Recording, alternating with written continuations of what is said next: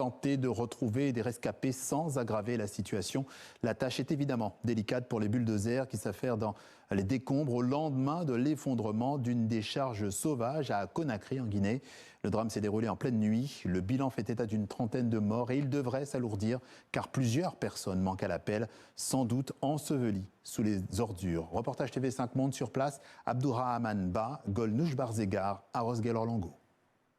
Depuis tôt ce matin, les allers-retours des volontaires et des brancardiers continuent pour évacuer les blessés, mais aussi les morts. Après de fortes pluies, des pans de la décharge de Dar es Salaam se sont écroulés. Des centaines de kilos de déchets, un torrent d'ordures déversé sur les habitations accolées à ces collines de détritus. Aboubacar Camara dormait quand c'est arrivé. Il est encore sous le choc.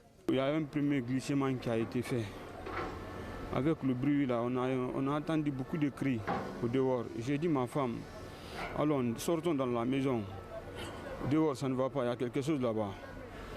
L'antenne a tombé dans ma chambre là-bas. Mon enfant a été blessé. À quelques mètres de là, la famille d'Arafan Camara est en deuil. L'éboulement a provoqué l'effondrement d'un mur de leur maison, tuant ce petit garçon de 4 ans. Le mur est tombé sur mon petit frère et puis j'ai sorti. Mais l'autre, on a fait sortir l'autre Ousmane, mais il n'est pas mort. L'autre a décédé. Selon les autorités, l'éboulement a fait au moins 30 morts et 22 blessés. Un bilan qui reste provisoire.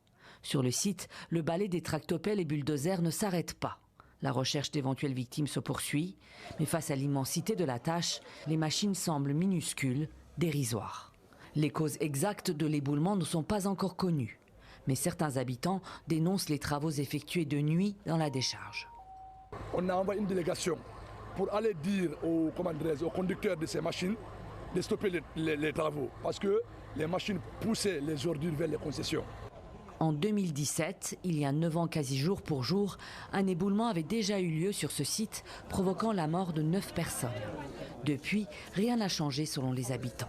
Nous avons tout fait. Nous avons même organisé des sittings, nous avons mis des mémorandums à leur disposition au département concerné. Nous avons même invité le Premier ministre jusqu'ici. Il est venu voir le lieu et il nous a promis que dans un bref délai qu'il allait fermer la décharge. En visite sur le site, la ministre de l'administration du territoire a évoqué des difficultés pour évacuer le site. La décharge est censée être fermée et délocalisée. Mais le centre d'enfouissement qui doit prendre le relais ne sera pas opérationnel avant 2028.